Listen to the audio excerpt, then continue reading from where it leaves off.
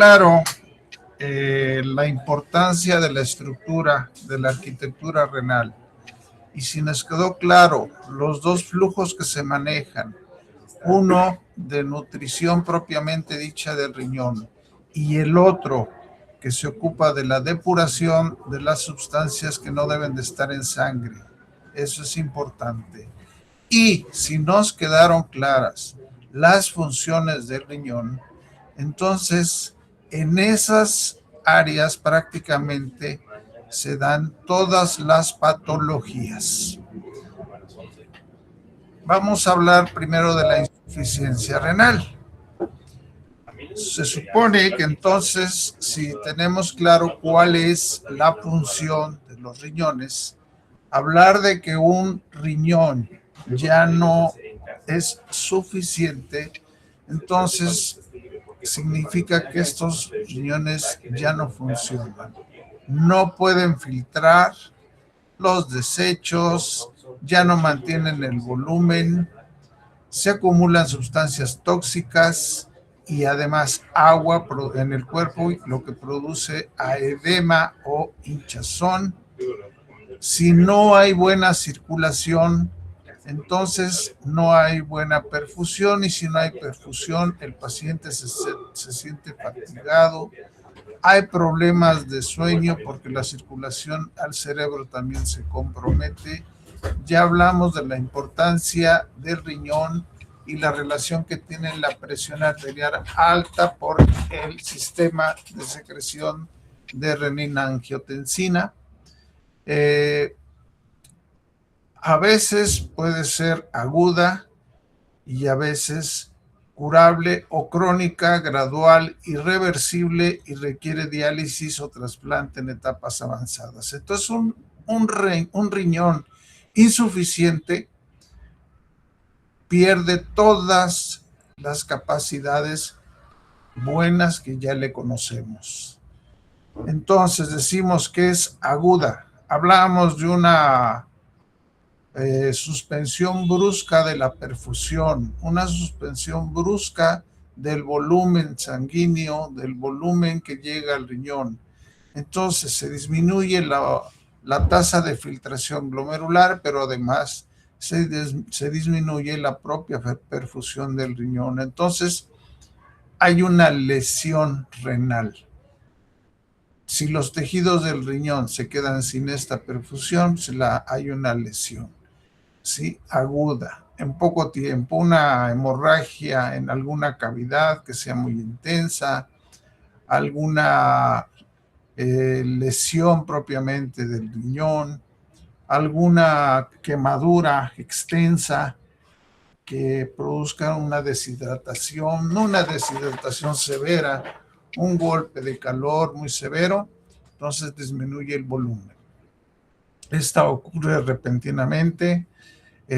Puede ser una obstrucción también que no deje pasar la sangre, y entonces hay que actuar rápidamente, ¿ok? Porque ya sabemos que el riñón puede estar sufriendo.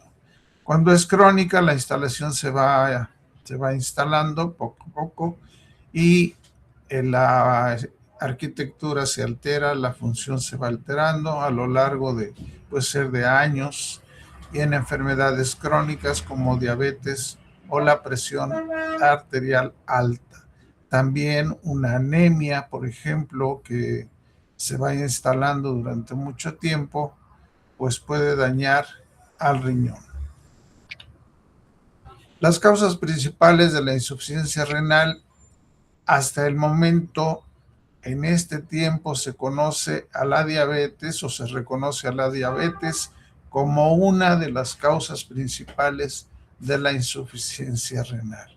Y entonces, como médicos, debemos de tener presente este dato y saber manejar diabéticos, saber prevenir la diabetes, saber educar a la población para que no presente esta enfermedad.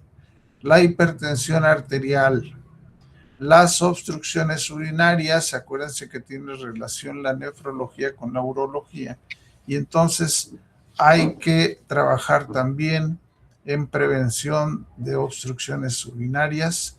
Evitar la formación de cálculos, como ya lo dijimos, evitar aquellas sustancias, evitar aquellos alimentos que puedan formar piedras en cualquiera de las vías urinarias, incluyendo el riñón. Los tumores, bueno, a veces no tienen alguna causa como el cáncer, pero siempre pues habrá que investigar en la historia clínica, ya lo dijimos, si si hay antecedentes de cáncer, quistes o alguna masa tumoral en algún familiar para determinar alguna posible carga genética y poder prevenir la formación de estos tumores. Quistes también, por ejemplo. Las enfermedades cardíacas, ¿por qué? Porque producen alteraciones en el flujo sanguíneo al alterar el gasto cardíaco. ¿Qué consecuencias tiene? Bueno, la acumulación de toxinas. ¿Cuáles? Ya sabemos, la urea, la creatinina y el ácido úrico, a saber en sus diferentes grados de toxicidad. Si son juntos, suponemos que la intoxicación es más grave y generalmente así vienen cuando nosotros vemos una química sanguínea y vemos a los tres alterados, pues sabemos que el daño ya se produjo en el riñón y entonces no se están eliminando estas toxinas. Puede haber anemia porque ya sabemos, se inhibe la secreción de eritropoyetina y entonces no hay formación de glóbulos rojos adecuada. Problemas óseos, ya sabemos, porque el riñón se encarga también de intervenir en la regulación del calcio. ¿Okay? ¿Hay aumento del riesgo de ataque cardíaco o accidente cerebrovascular? Sí. ¿Por qué? Por la hipertensión arterial. Al haber hipertensión arterial, hay una sobrecarga de trabajo del ventrículo izquierdo, puede haber una formación de trombos, ¿sí? Y la hipertensión puede ocasionar la ruptura de un vaso a nivel de cerebro y puede producir un accidente cerebrovascular.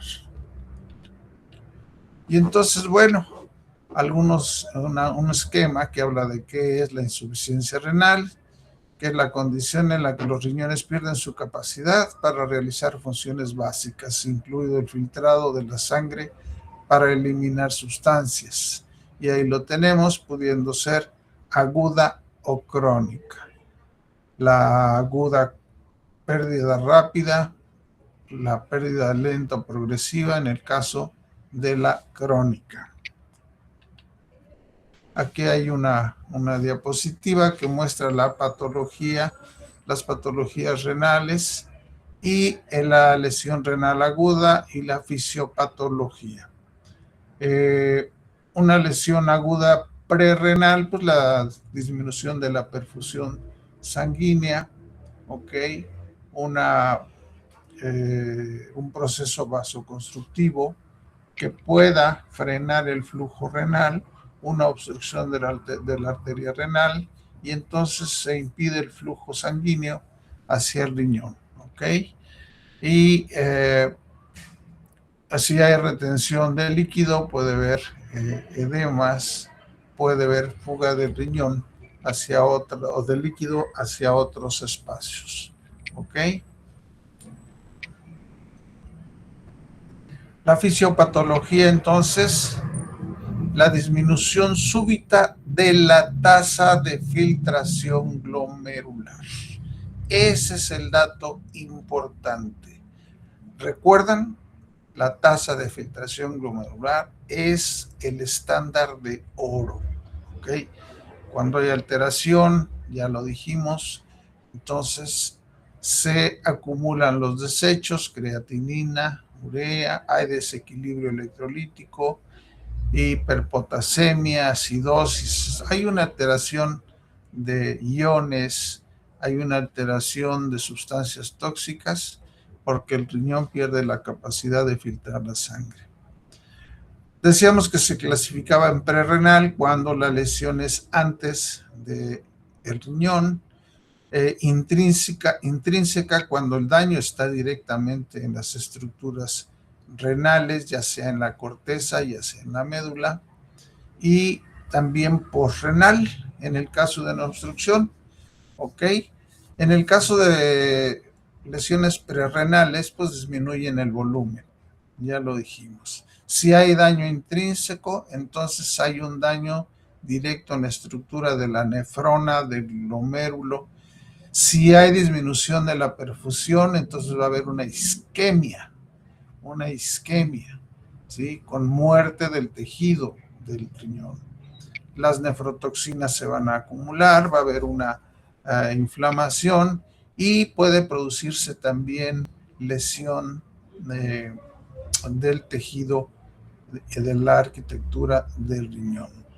Posrenal, ¿se acuerdan que hablamos de cuando hay una lesión del uretero, por ejemplo? El flujo sanguíneo, el flujo urinario no baja y entonces se regresa y produce un edema, produce una hinchazón de la propia estructura renal, porque se obstruyó el uretero. Cuando se atora una piedra en el uretero, cuando hay un tumor, un quiste o algo que esté obstruyendo el uretero, entonces no hay, la orina pues ya no puede salir, ¿ok? Estos procesos llevan a daño celular directo, lo cual genera una necrosis, ¿ok? Una disfunción tubular y alteración de la microcirculación renal, resultando en la pérdida de la función renal en horas o días. Los pacientes que ingresan a terapia intensiva, por ejemplo, uno de los elementos claves en la atención de terapia intensiva es que los riñones sigan funcionando. Es uno de los factores bien importantes en terapia intensiva, que los riñones sigan filtrando, sigan funcionando, porque si no se producen lesiones. Mecanismos fisiopatológicos clave, prerrenales, hipoperfusión, como en el caso de deshidratación severa, shock, hipovolemia, insuficiencia cardíaca. El mecanismo es la reducción de flujo sanguíneo renal y la tasa de filtración glomerular por la disminución del volumen circulante, el gasto cardíaco, llevando isquemia.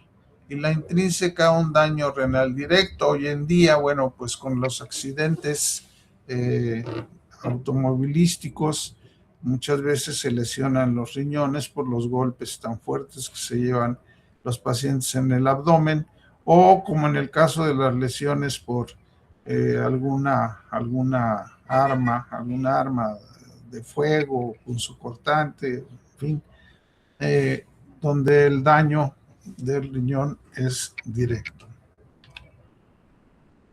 Algunos términos importantes a recordar: isquemia, necrosis tubular aguda, que tiene relación también con la falta de oxígeno en los tubos renales, lo cual pues llevan a muerte celular, ¿ok? Las nefrotoxinas, otra vez remarcamos la importancia de los fármacos, ¿ok? Los fármacos, cuiden mucho los riñones de sus pacientes cuando estén prescribiendo fármacos. Contaminantes, ¿ok? Algunas otras sustancias que los pacientes ingieren, que ahora el ser humano ingiere desde niños, y entonces pues recuerden que esos riñones se pueden lesionar con estos nefrotóxicos. Inflamación, infiltración de las células inflamatorias y liberación de mediadores que dañan el tejido renal. Mecanismo, disfunción tubular, muerte celular y a veces fuga retrógrada del filtrado glomerular. Posrenal, una obstrucción. Causas, piedras, tumores, hiperplasia prostática. Recuerden que hoy hay mucho paciente varón sufriendo por hiperplasia prostática. Ajá. Si esto llega a grados de que producen obstrucción, pues bloquean el flujo de orina y puede haber un reflujo de orina hacia la vejiga, hacia el uretero e inclusive hasta el riñón. Aumentará la presión retrógrada en los túbulos y el glomérulo, disminuyendo la tasa de filtración glomerular y causando hidronefrosis, es decir, un riñón lleno de agua, ¿verdad? E isquemia renal progresiva.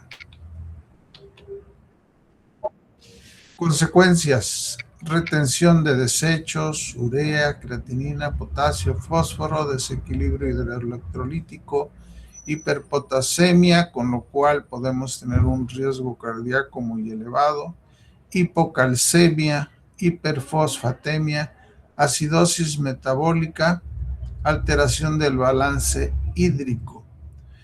Entonces, dice aquí, en resumen, la insuficiencia renal aguda es un síndrome complejo con causas diversas que resultan en un daño renal agudo, manifestándose como una falla en la filtración, excreción y regulación del medio interno.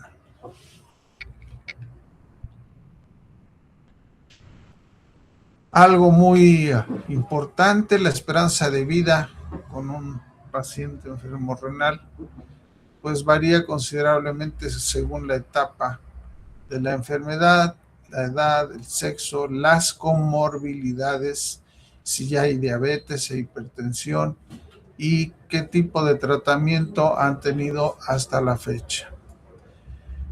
Las personas con enfermedad renal terminal pueden vivir entre 5 y 10 años con diálisis. Esto es un dato alarmante porque cuando ya sometemos a los pacientes a diálisis, pues generamos una expectativa de vida. Pero recuerden que en algún momento o cuando el paciente llega con nosotros, pues ya a veces llega con comorbilidades, y si se instaló la insuficiencia renal en años y la lesión de los riñones ya es muy grave, muy avanzada, pues la esperanza de vida también puede disminuir. Entonces 5 y 10 años con diálisis, y además recordar que el costo es muy alto.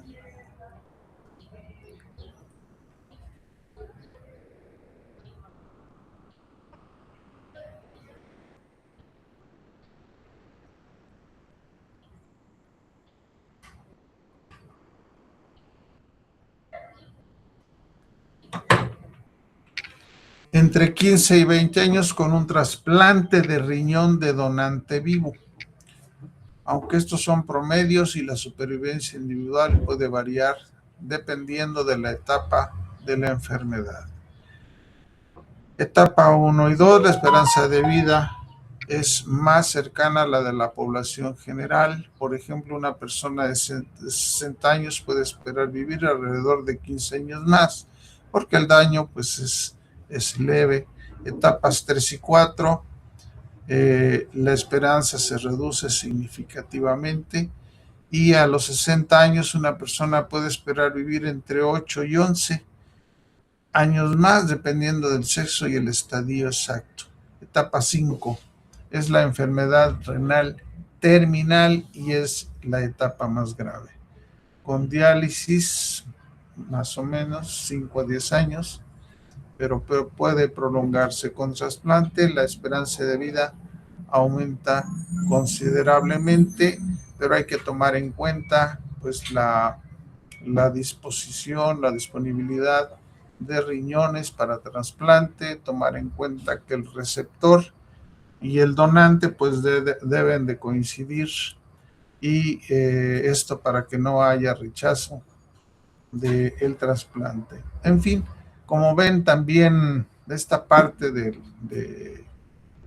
la esperanza de vida es compleja, y desgraciadamente las diálisis renales pues no son tan baratas y el costo pues es muy elevado. Entonces es un factor importante también que golpea la economía de las familias. Las complicaciones, bueno, pues puede ser algo, si prevenimos, estamos en la etapa de prevención, pues sería lo ideal. Hay que pensar en que entre más normal esté un riñón, es bueno. Si hay un estilo de vida riesgoso, pues tratar de que ese riesgo disminuya. Hay que intervenir a tiempo, hay que educar a la gente, hay que hablar con la gente, hay que hablar con los padres acerca de los niños. A las mujeres embarazadas hay que hablarles también del riesgo que están corriendo sus riñones, ¿sí? Cuando ya hay daño, bueno, pues hay que tratar de que este daño no progrese tan rápido, tratar de que regrese a la normalidad si es posible, aunque es muy difícil. Y bueno, pues cuando ya hay un fallo renal, pues hay que intervenir y hay que tratarlo adecuadamente. Pero la prevención sigue siendo la mejor estrategia en el caso de la insuficiencia renal. Bien, las enfermedades renales se ha tratado las enfermedades de clasificar más específicamente estas enfermedades renales, recordando igual las mismas funciones, la estructura y de todas las funciones que realiza el riñón. Pero se han clasificado se han tratado de clasificar para especificar el daño lo más que se pueda y pues especificar mejor nuestro tratamiento. Entonces, hay en la literatura reportado pues, el síndrome nefrótico y el síndrome nefrítico. Y si ven esta lámina, las dos prácticamente coinciden en un inicio, en hematuria, proteinuria, sedimentos urinarios, hipertensión arterial, edema, pulso venoso, albúmina sérica, otros y algunas comorbilidades que están hasta abajo o patologías presentes. Y entonces, bueno, se dice que el síndrome nefrótico en comparación con el nefrítico. El inicio en nefrótico es insidioso, es más lento. En el nefrítico el inicio es más brusco. La hematuria en el nefrótico puede ser, no puede estar presente. En el nefrítico, vean, 4 crucecitas. La proteinuria en el nefrótico, 4 crucecitas y mayor de 3.5 gramos en una superficie corporal de 1.73 metros cuadrados en 24 horas. En cambio, en el nefrítico, menor a 3.5 gramos. ¿Qué es lo que vemos? Bueno, en los dos hay proteinuria, pero en uno en mayor cantidad que en el otro. Los sedimentos urinarios, por ejemplo, en el nefrótico no ausentes y en el nefrítico presentes. La hipertensión arterial en el nefrótico es normal, pero en el nefrítico ya tenemos una presión arterial mayor de 130 sobre 90 milímetros de mercurio. En relación al edema, en el nefrótico presenta hasta la anasarca signo de Godet, es decir, un edema bastante acentuado, y en el nefrítico pues también está presente. Pulso venoso en el nefrótico normal, elevado, en el nefrítico aumentado. albúmina sérica, o sea, una proteína de altísimo peso molecular, menor de 3 miligramos por decilitro en el nefrótico, lo que ocasiona hipoalbuminemia. Y en el nefrítico puede estar normal o bajo.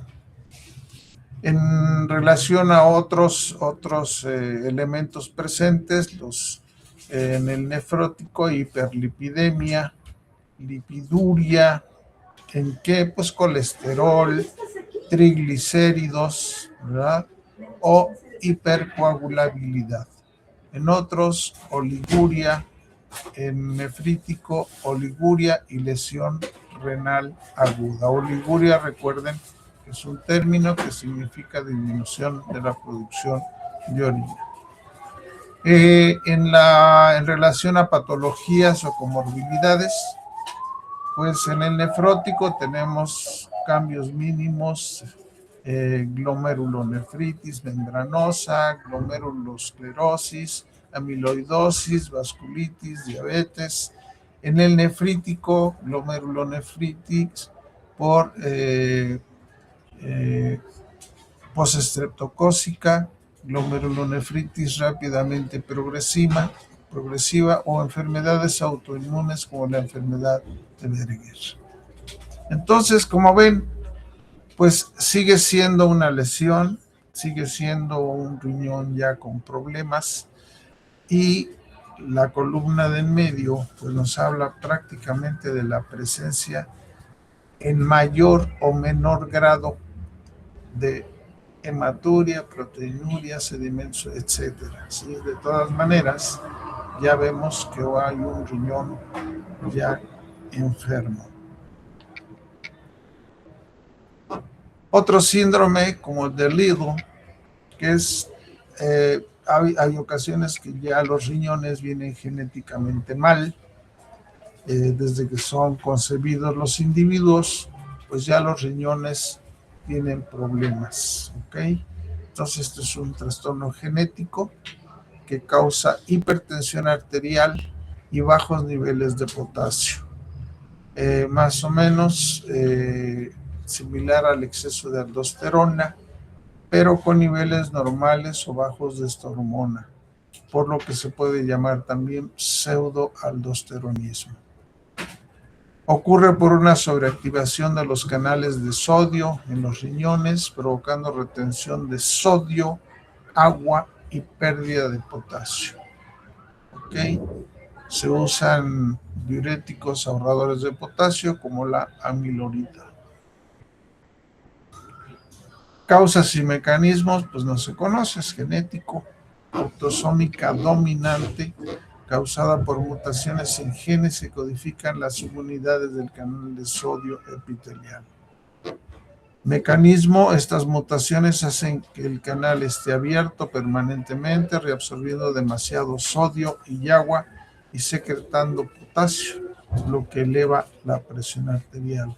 Entonces vean cómo también el riñón desde un principio ya puede venir con lesiones, y estas se pueden manifestar en algún momento. Si hay aquí lo importante es que si nosotros tenemos la sospecha que en la historia familiar, en los antecedentes, hay datos, hay familiares que han tenido problemas renales, pues prevenir, ¿verdad? Platicar mucho con los pacientes acerca de que este gen puede despertarse si le damos un mal uso a los riñones. Si tenemos consumo de sustancias que no son adecuadas, que no están consideradas en la nutrición normal y que en algún momento pueden despertar la actividad del gen, y entonces se manifiesta el síndrome. Los síntomas, entonces, hipertensión arterial, a menudo desde la infancia, por eso es importante la detección, la hipopotasemia, potasio bajo, alcalosis metabólica, con pH sanguíneo elevado, retención de líquidos, niveles bajos de renina y aldosterona, por eso se da la situación de la hipertensión, ¿ok? Y se sospecha por la combinación de hipertensión, hipopotasemia, alcalosis con bajos niveles de renina, aldosterona. Y bueno, se confirma con pruebas genéticas para las mutaciones del ENAC. Tratamientos: diuréticos ahorradores de potasio, amilorida o triamtereno, que bloquean directamente el canal de sodio. No responden a las espironolactonas porque actúa sobre la aldosterona, no sobre el canal. Puede requerir manejo de por vida, pero el tratamiento médico corrige los síntomas.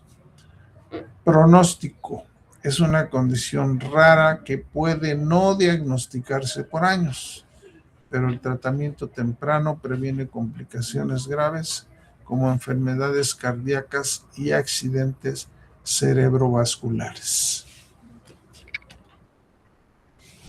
Otro síndrome de Gitelman, trastorno renal hereditario autosómico recesivo.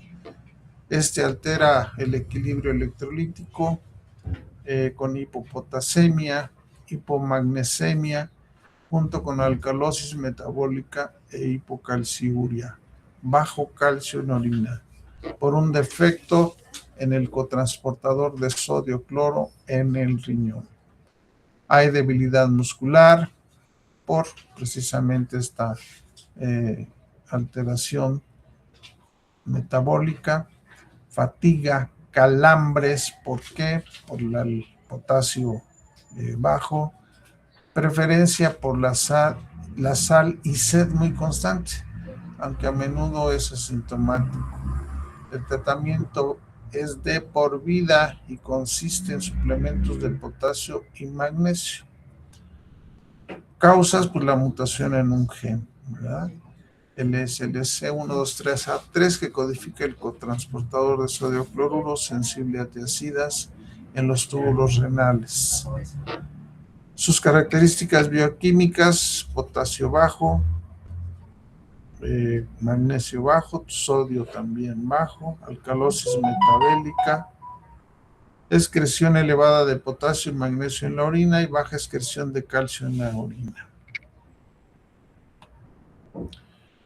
Habrá debilidad muscular, calambres, hormigueos, parestesias que pueden confundirse con una neuropatía, fatiga, vértigo que puede confundirse con una alteración del laberinto, palpitaciones que pueden confundirse con una alteración cardíaca, avidez por la sal, sed excesiva, porque al consumir sal, bueno, pues van a despertar el reflejo de la sed. Polidipsia, ¿verdad? Inmicción frecuente, nicturia, presión arterial baja, síntomas presentes en algunas otras enfermedades, ¿verdad? Diagnóstico: sospecha clínica con historia de síntomas, análisis de sangre y orina para medir electrolitos, hipopotasemia, hipomagnesemia, hipocalciuria y excreción urinaria elevada de potasio y magnesio. Pruebas genéticas para confirmar mutaciones en el gen. Y tratamiento: suplementación oral de por vida con cloruro de potasio, sales de magnesio, cloruro lactato o aspartato. Dieta rica en sodio y potasio. Se evita el ejercicio intenso para prevenir arritmias. ¿Por qué? Pues porque tiene problemas con el potasio, el magnesio, el calcio, que son iones muy importantes para la función cardíaca, y se utilizan diuréticos ahorradores de potasio. ¿Ok? Bueno, otra enfermedad rara de los riñones.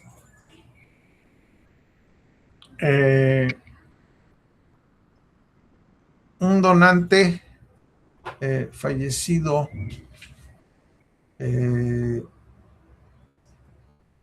puede vivir de 10 a 15 años antes de necesitar otro trasplante. Es un dato que encontramos por ahí para reforzar lo de el trasplante renal. Donante vivo: del taller de lactancia. Ah, ok. Donante vivo de 15 a 20 años antes de necesitar otro trasplante. La edad, un diagnóstico a una edad más temprana puede reducir la esperanza de vida en mayor medida. Las comorbilidades como la diabetes, la hipertensión afectan negativamente el pronóstico. La adherencia al tratamiento. Seguir tratamiento médico y los cambios en el estilo de vida son cruciales para mejorar la calidad de vida y la longevidad. Acceso a la atención médica, la disponibilidad de tratamientos y atención médica de calidad puede influir en la tasa de supervivencia. Es importante recordar que estas son solo promedios y cada caso es único. Un buen manejo de la enfermedad, incluido el control de la presión arterial, la dieta y el seguimiento médico constante, puede ayudar a prolongar la vida y mejorar la calidad de la misma. Y hablábamos precisamente de la calidad de vida de un insuficiente renal. Todo cambia, la dieta, el trato familiar, el paciente a veces se aísla, en fin, y pues desgraciadamente, va decayendo esta calidad de vida hasta el fallecimiento. Patologías ubicadas en los glomérulos, ¿ok? En los glomérulos. Entonces nos vamos a una estructura más dentro del riñón, propiamente dicho.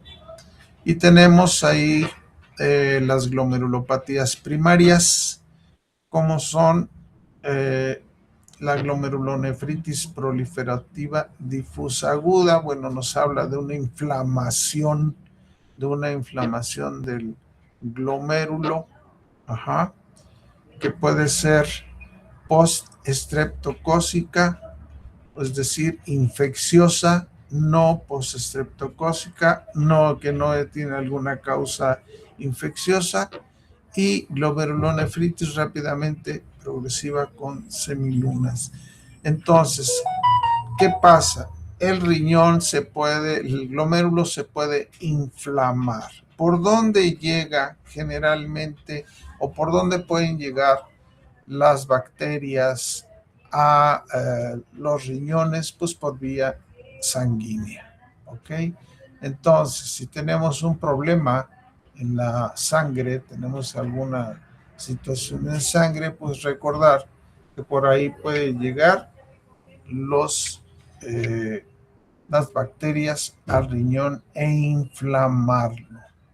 Después tenemos la glomerulopatía membranosa, una enfermedad de cambios mínimos, y la glomeruloesclerosis focal y segmentaria. ¿Qué pasa? Bueno, pues el tejido, la estructura de los glomérulos, de los vasos capilares, de las arteriolas, de las vénulas, de todo aquello que está irrigando a nuestro glomérulo puede inflamarse, ¿sí? Y el tejido puede tener cambios y puede dejar el glomérulo de funcionar normalmente, ¿ok? La glomerulonefritis membranoproliferativa, ¿ok? Nefropatía por inmunoglobulinas A, cuando el sistema inmune se vuelve contra el mismo organismo y los tejidos funcionan como antígenos. Entonces el mismo sistema inmune se vuelve contra el órgano y puede atacarlo, y entonces podemos tener nefropatías también autoinmunes. Y una inflamación crónica de los glomérulos. Entonces hay que investigar qué pasa con ese glomérulo. ¿Hay algún factor que esté presente durante mucho tiempo, ¿ok? Y que está inflamando nuestro glomérulo, ¿ok? Entonces, vean cómo esta estructura tan tan íntima, también se puede afectar. Hay una enfermedad de los riñones que se llama enfermedad de cambios mínimos. Es una afección renal que daña los glomérulos, que son realmente pues, los filtros de la sangre. Se pierden proteínas y entonces cae en la denominación de síndrome nefrótico. Sí, habrá edema si hay pérdida de proteínas. Recuerden que las proteínas tienen una función que se llama presión oncótica. La presión oncótica tiene que ver con que esta presión mantiene los líquidos dentro de los espacios normales. Si se pierden proteínas, se pierde la presión oncótica normal y entonces los líquidos, especialmente el agua, se fuga de los espacios normales. ¿Cuáles son los espacios normales? Ya lo comentamos, el intracelular, el extracelular o vascular y el intersticial.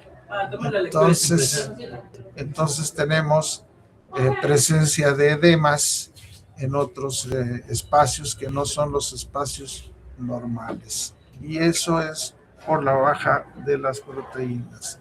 Donde hay edema, especialmente alrededor de los ojos, en los pies, tobillos, y cuando hay pérdida de proteínas por la orina es espumosa, hace una espuma muy característica, y significa entonces que se están orinando proteínas.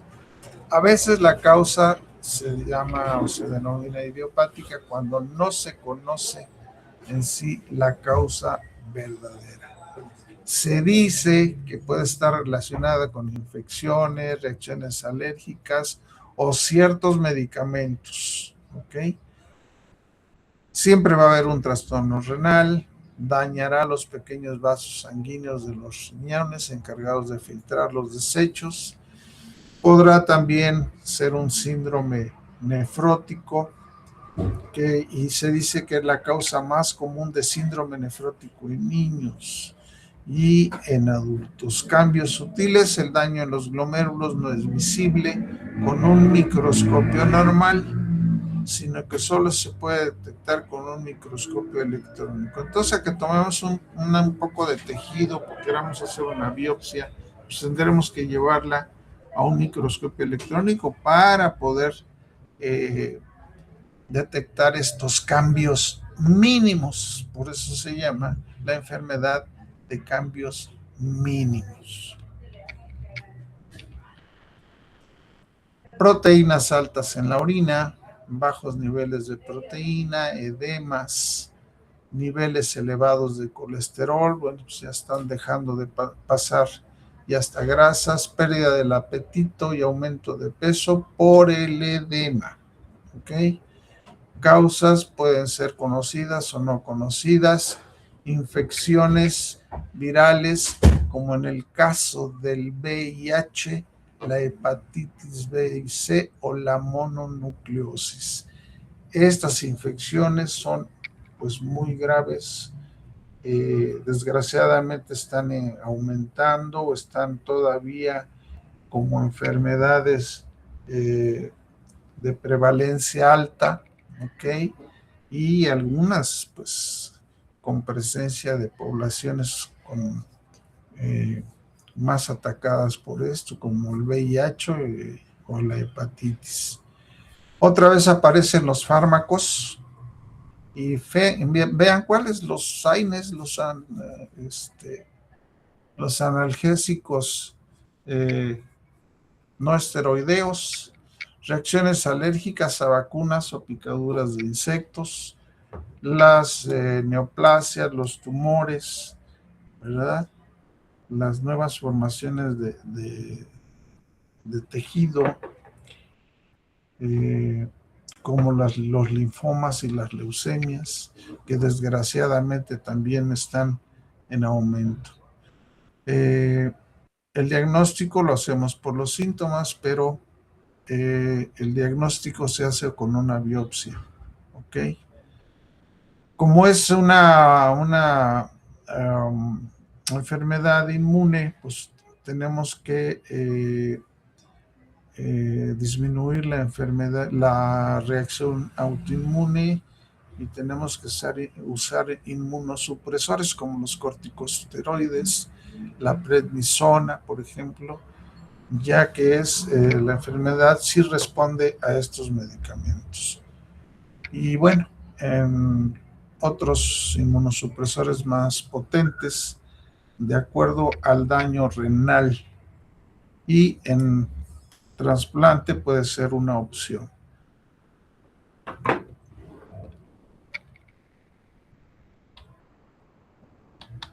Esta es la misma, ¿ok? Una glomerulonefritis focal y segmentaria. Ante la presencia de inflamaciones en los glomérulos, en los riñones, estas inflamaciones generalmente van a dejar cicatrices. Ajá. Es decir, se sustituye el tejido funcional por un tejido en forma de cicatriz, y entonces este tejido ya no es un tejido funcional. Entonces imagínense los glomérulos con cicatrices. ¿Qué significa? Entonces que los glomérulos pues dejan de filtrar, ¿sí? Entonces, si se disminuye la cantidad de glomérulos, pues va a dificultar la cantidad y la eliminación de desechos de la sangre. Y esto puede llevar con el tiempo, si se van perdiendo más glomérulos, pues a una insuficiencia renal, ¿sí? Se dice que es focal porque afecta solo a algunos de los glomérulos, y segmentaria porque solo daña una porción de cada glomérulo. Pero si estos cicatrices son muy abundantes, pues el paciente puede caer en la insuficiencia renal. Como hay fuga de proteínas, como ya no se puede detener la salida de proteínas, otra vez aparece la orina espumosa. Si hay pérdida de proteínas, entonces se pierde la presión oncótica y hay hinchazón. Si ese riñón deja de producir eritropoyetina, pues entonces no habrá glóbulos rojos que transporten oxígeno y el paciente se siente fatigado. Y el aumento de peso es porque hay retención de líquidos y hay aumento de peso. ¿Okay? Causas idiopáticas no se pueden identificar. Puede haber o se puede pensar que hay causas como el VIH, ciertos medicamentos o factores genéticos, ¿ok?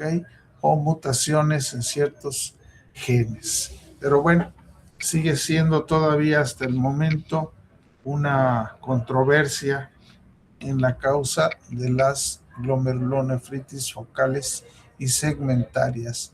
Lo que nos debe quedar en la mente es que el daño del glomérulo, ¿verdad?, a las unidades encargadas de la función renal, pues nos pueden llevar a la insuficiencia renal.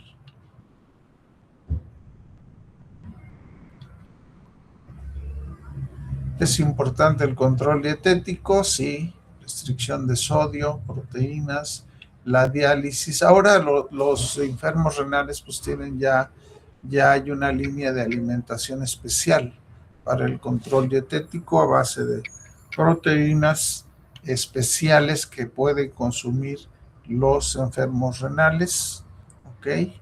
La diálisis puede ser opcional si la insuficiencia renal progresa, y bueno, nos queda también el trasplante de riñón, que ya como vimos son tratamientos que ayudan a los enfermos renales. Las complicaciones, bueno, ya no nos debe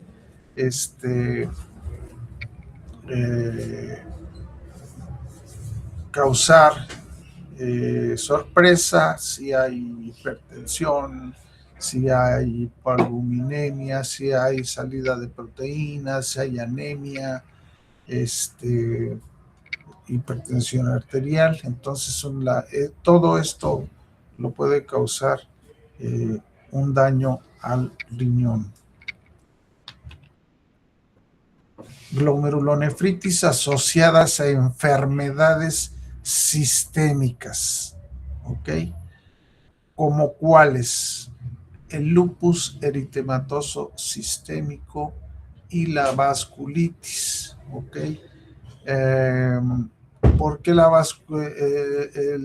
vasculitis? Bueno, pues los vasos también, el riñón tiene muchos vasos y pueden estos vasos ser alcanzados por algún factor que los lleve a una inflamación.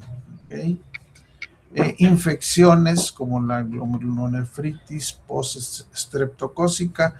Y aquí, bueno, en esto de las infecciones es importante recordar la relación con la urología. Hay pacientes que presentan infecciones repetitivas de vías urinarias. Recuerden que son vías urinarias bajas y vías urinarias superiores.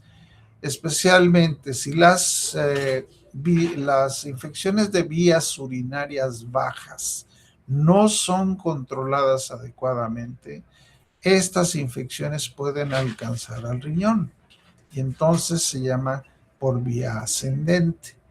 Y entonces estas infecciones pueden alcanzar a los glomérulos y pueden tener una infección crónica, ¿sí? Crónica o mal tratada o mal manejada, en la cual no se hizo buena prevención, buena educación del paciente, no hubo cambios de estilo de vida, y entonces ese riñón siempre va a estar inflamado, ¿ok? Por ejemplo, por un estreptococo. Ajá. Ahora, el estreptococo es un habitante también que encontramos mucho en la garganta, pero también lo encontramos dañando las válvulas cardíacas, y entonces si alcanza el corazón, pues puede ser expulsado a través del flujo sanguíneo y obviamente llegar a nuestro riñón. Y ese sería un ejemplo de una enfermedad sistémica. El lupus, bueno, es una enfermedad autoinmune que puede dañar los riñones. La inflamación de vasos puede también alcanzar los glomérulos, ¿ok? Las púrpuras, las enfermedades inflamatorias que afectan la piel, los órganos internos, incluyendo los riñones, ¿ok? Entonces las enfermedades sistémicas autoinmunes, infecciosas, pueden dañar a los riñones. Enfermedades hematológicas, por supuesto, si el riñón está sujeto a un flujo de sangre, pues estos trastornos de sangre pueden llegar al riñón inmediatamente. El cáncer, esa multiplicación descontrolada de las células también se puede dar en el riñón, por supuesto. ¿Ok? A veces no hay tanta sintomatología, signología, por lo cual la historia clínica debe ser muy acuciosa. Presión arterial alta, sangre en la orina.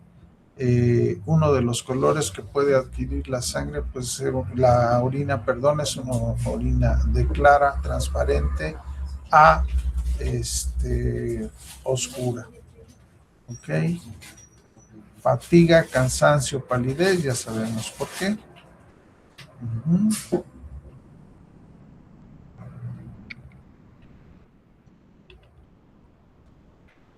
Aquí, bueno, se destaca la glomerulonefritis post-streptocócica. La puerta de entrada es la faringe. Puede también infectar la piel, como ven ahí alrededor de la boca. En 1 o 2 semanas está en garganta y a las 3 o 6 semanas ya aparece alrededor de la cavidad oral. Ajá. ¿Dónde lo podemos encontrar? Bueno, pues en una muestra de orina que ya muestre, que ya tenga ahí presencia de glóbulos rojos, como hematuria, puede darse hipertensión, y vean el edema periorbitario. Ajá. Vean esos párpados inflamados, ¿sí? Y entonces, si tenemos ya, o por ahí hubo un exudado faríngeo que demostró la presencia del estreptococo y empezamos a tener hematuria, entonces eso nos puede dar una correlación clínica para una glomerulonefritis post-estreptocócica. ¿Cuál sería aquí la situación? Hacer un excelente tratamiento de erradicación del estreptococo. ¿Okay? Y recordar que a veces o actualmente se habla mucho de resistencia a los antibióticos. Y bueno, hoy en día también las líneas de calidad y seguridad en el paciente hablan del uso y abuso de los antibióticos. Cuando el espectro, ya sabemos que el espectro no es el adecuado, lo que hacemos es que las bacterias se hacen resistentes y entonces no podemos erradicarlos completamente y nos pueden llevar a estos problemas como en el caso del riñón. La endocarditis infecciosa, ¿ok? El endocardio, que es una de las capas del corazón, pues también se puede infectar, ¿ok? Y puede producir embolias sépticas, es decir, puede producir émbolos, coágulos que conlleven también estas toxinas o los gérmenes o las bacterias y formar verdaderas taponamientos, ¿ok? Los fenómenos inmunológicos como la glomerulonefritis, nódulos de Osler, manchas de Roth, fenómenos inmunológicos, se activan las inmunoglobulinas y entonces se vuelven en contra del propio organismo. Un hemocultivo positivo aislado, hemocultivo, en el caso de la orina sería urocultivo. Un ecocardiograma que nos muestre un endocardio inflamado, ¿no? Endocarditis significa pues, inflamación en el endocardio y con eso ya podemos estar pensando en que puede haber todas estas complicaciones a nivel de corazón y desprenderse émbolos que pueden ir a los riñones. Y bueno, las glomerulonefritis infecciosas, ¿ok? ¿Qué las pueden producir? Del lado izquierdo dice virus, bacterias y hongos, ¿ok? Recordar, por vía hematógena y por vía ascendente, sobre todo cuando estamos tratando mal las infecciones a nivel de vías urinarias inferiores. Y entonces estas infecciones llegan a alcanzar el riñón produciendo inflamación de los glomérulos, el glomérulo pierde su función normal y entonces empieza a haber proteinuria y hematuria, es decir, deja pasar elementos que normalmente no deben de pasar, pero que finalmente estos productos, si los analizamos en el laboratorio, pues nos dan también ya un diagnóstico. Aquí también podemos usar la imagenología, usar los laboratorios, ¿verdad? Nos vamos a apoyar ya en las pruebas de cultivos en el laboratorio, nos vamos a apoyar